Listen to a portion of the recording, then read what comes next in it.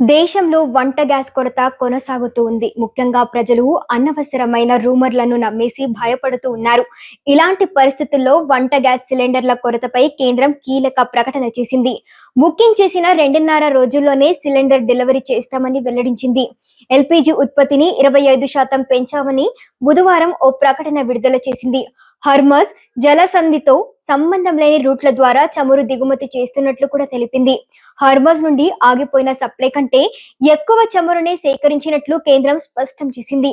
త్వరలోనే ఇవి దేశానికి రానున్నాయని, గ్యాస్ కొరత కూడా ఉండదని తెలిపింది. నేను Roopa Nagesh. Welcome to Telugu post fact check cyber security series. వార్తల వెనుకున్న వాస్తవాలు, ఏది నిజం ఏది అబద్ధం అన్ని మీ ముందుంచే మా ప్రయత్నంలో మీరు భాగస్వాములు అవ్వాలంటే ఈ వీడియోను మీరు చివరి వరకు చూసి నలుగురికి షేర్ చేయండి. అలాగే మన ఛానల్ ను కూడా సబ్స్క్రైబ్ చేసుకోండి.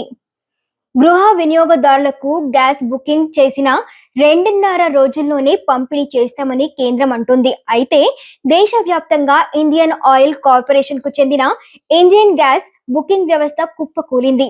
సాధారణం కంటే కొన్ని రెట్ల ఎక్కువ కాల్స్ రావడంతో ఐవీఆర్ఎస్ వ్యవస్థ స్తంభించిపోయింది.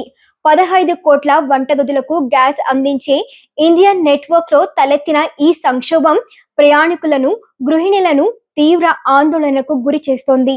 దేశవ్యాప్తంగా కోట్లాది మంది వినియోగదారులు ఒకేసారి ప్రయత్నించడం వల్ల టెలికాం నెట్వర్క్ పై భారం పెరిగింది. ఫలితంగా ఫోన్ లైన్లు కలవక, కలిసిన బుకింగ్ పూర్తి కాక వినియోగదారులు తీవ్ర ఇబ్బందులు పడుతూ ఉన్నారు. గృహ అవసరాలకు సిలిండర్లను పంపిణీ చేసేందుకు కేంద్రం అత్యధిక ప్రాధాన్యత ఇస్తోంది. ఈ మేరకు గ్యాస్ డెలివరీ చేసే కంపెనీలకు పలు ఆదేశాలు కూడా జారీ చేసింది. డొమెస్టిక్ గ్యాస్ సరఫరాలకు ప్రాధాన్యత ఇవ్వాలని సూచించింది.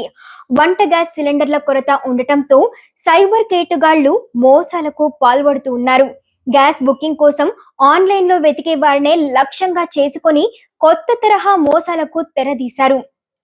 తక్షణమే సిలిండర్ డెలివరీ ఇస్తామని, అదనపు సిలిండర్లు ఇస్తామంటూ సామాజిక మాధ్యమంలో నకిలీ ప్రకటనలు ఇస్తూ మోసాలకు పాల్పడుతూ ఉన్నారు. వీటి పట్ల ప్రజలంతా అప్రమత్తంగా ఉండాలని హైదరాబాద్ నగర పోలీస్ కమిషనర్ సజ్జనార్ విజ్ఞప్తి చేశారు. వాట్సాప్, ఎస్ఎంఎస్ల ద్వారా ఫేక్ వెబ్సైట్ లింక్లను పంపిస్తూ ప్రజల్ని తప్పుదోవ పట్టిస్తున్నారన్నారు. ఆన్లైన్ లో ముందుగా డబ్బులు చెల్లిస్తే గ్యారంటీగా అత్యవసరంగా గ్యాస్ సరఫరా చేస్తామని నమ్మబలికే సందేశాలు వస్తే అవి ఖచ్చితంగా సైబర్ మోసాలేనని ప్రజలు గుర్తించాలని సజ్జనార్ సూచించారు. ఇలాంటి అనుమానాస్పద లింక్లను ఎట్టి పరిస్థితుల్లో కూడా క్లిక్ చేయకూడదన్నారు. సిలిండర్ బుకింగ్ లేదా ఆన్లైన్ చెల్లింపుల కోసం గ్యాస్ కంపెనీల అధికారిక వెబ్సైట్లను లేదా అధికృత గ్యాస్ ఏజెన్సీలను మాత్రమే ఆశ్రయించాలన్నారు. ఆకర్షణీయమైన ఆఫర్లు చూసి గుర్తు తెలియని వ్యక్తులకు మీ బ్యాంక్ ఖాతా వివరాలు, ఓటీపీ, యూపీఐ పిన్ వంటివి ఎట్టి పరిస్థితుల్లో కూడా పంచుకోరాదని సూచించారు. నకిలీ వెబ్సైట్ లో వివరాలు నమోదు చేయడం ద్వారా మీ వ్యక్తిగత ఆర్థిక సమాచారం సైబర్ నేరగాళ్ల చేతికి చిక్కి బ్యాంక్ ఖాతాలు ఖాళీ అయ్యే ప్రమాదం ఉందని హెచ్చరించారు. ఒకవేళ ఎవరైనా ఇలాంటి సైబర్ మోసాలకు గురైతే ఏ మాత్రం ఆలస్యం చేయకుండా వెంటనే జాతీయ cyber crime help line number 19301930కి కాల్ చేయాలని, లేదా http://cybercrime.government.in వెబ్సైట్ లో కూడా ఫిర్యాదు చేయవచ్చని సూచించారు.